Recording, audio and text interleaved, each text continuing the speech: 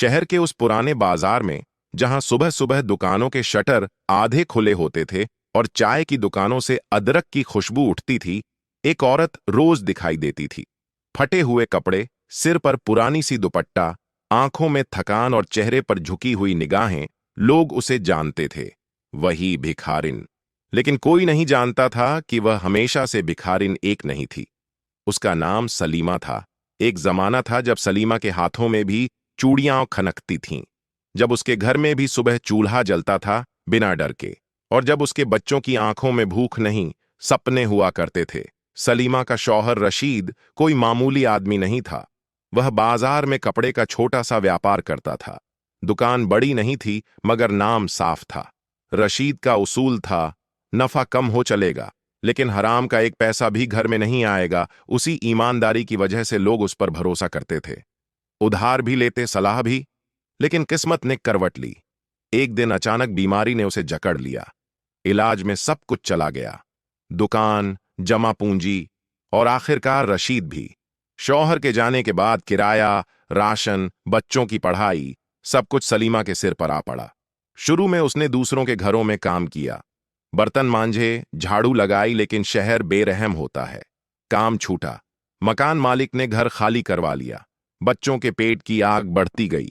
और फिर एक दिन सलीमा ने सिर झुका लिया। उसने भीख मांगी। वह रोज दुकानों पर जाती, किसी से एक रोटी, किसी से 5 रुपए, जो मिलता उसी से गुजारा करती। लेकिन एक बात तय थी, वह कभी किसी का हक नहीं लेगी, कभी हराम का पैसा नहीं रखेगी। उसके बच्चे भूखे सो जाएं, लेकिन वह ईमान नहीं बेचेगी। एक दिन वह उसी पुराने किराने की दुकान पर पहुंची। दुकानदार का नाम था गफ्फार। सलीमा ने चुपचाप थोड़ा आटा, कुछ दाल और नमक लिया। जो पैसे उसके पास थे उसने गिनकर दे दिए। गफ्फार ने पैसे लिए, सामान दिया और जल्दबाजी में 10 रुपये ज्यादा लौटा दिए। सलीमा ने ध्यान नहीं दिया। घर पहुंची। जब उसने पैसे गिने, उसका दिल बैठ गया। ये 10 रुपये ज्यादा हैं। वह रात सलीमा सो नहीं पाई। बच्चे सो रहे थे, लेकिन उसके जहन में एक ही बात गूंज रही थी। ये मेरे नहीं हैं, उसने सोचा। कौन देख रहा है, कौन जानेगा। लेकिन फिर उसे रशीद की आवाज याद आई। अल्लाह सब देखता है। उसकी आंखों से आंसू बह निकले। सुबह होते ही वह वहीं 10 रुपये हाथ में लेकर दुकान पहुंची। दुकान अभी पूरी खुली भी नहीं थी। गफ्फार उसे देखकर झल्ला गया। अरे, तू तो सुबह सुबह ही आ गई। भीख मांगने का भी कोई वक्त होता है। लोग देखने लगे। सलीमा कांपते हुए बोली, मैं भीख मांगने नहीं आई, मैं आपके पैसे लौटाने आई हूं। गफ्फार चौंक गया। क्या? तू दिन में भीख मांगती है और 10 रुपये लौटाने आई है? सलीमा की आवाज भर्रा गई। हां, मैं मजबूरी में भीख मांगती हूं, लेकिन किसी के हराम के पैसों से अपने बच्चों का पेट नहीं भर सकती। बाजार जैसे थम गया। गफ्फार की आंखें नम हो गईं। उसने जिंदगी में कई अमीर देखे थे, लेकिन ऐसी ईमानदारी कभी नहीं देखी।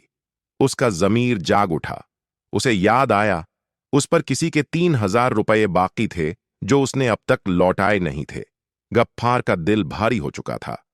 सलीमा की बातों ने उसका जमीर हिला दिया था। उसे याद आया कि नासिर नाम के आदमी से उसने 3,000 रुपये उधार लिए थे, जो वह महीनों से टालता आ रहा था। गफ्फार ने बिना देर किए दुकान बंद की और सीधा नासिर के पास पहुंचा। ये तुम्हारे पैसे हैं, उसने सिर झुकाकर कहा। आज एक भिखारिन ने मुझे सिखा दिया कि ईमान किसे कहते हैं। नासिर अवाक रह गया। यह बात एक तीसरे आदमी तक पहुंची। नासिर। नासिर ने सुना और कांप गया। उसे याद आया, उसने किसी से 3 लाख रुपए लिए थे। वह आदमी मर गया। किसी को पैसों का पता नहीं था, और वह पैसा अब बढ़कर करीब 10 लाख हो चुका था। नासिर कई दिन उस आदमी के परिवार को ढूंढता रहा। गांव, मोहल्ले, पुराने पते। आखिरकार एक झुग्गी। दरवाजा खुला। सामने वही औरत, सलीमा। नासिर की आंखों से आंसू बह निकले। नासिर ने पूरी बात बताई और उसके हाथ में 10 लाख रुपए रख दिए। सलीमा रो पड़ी। उस दिन 3 दिल बदले, 3 जमीर जागे।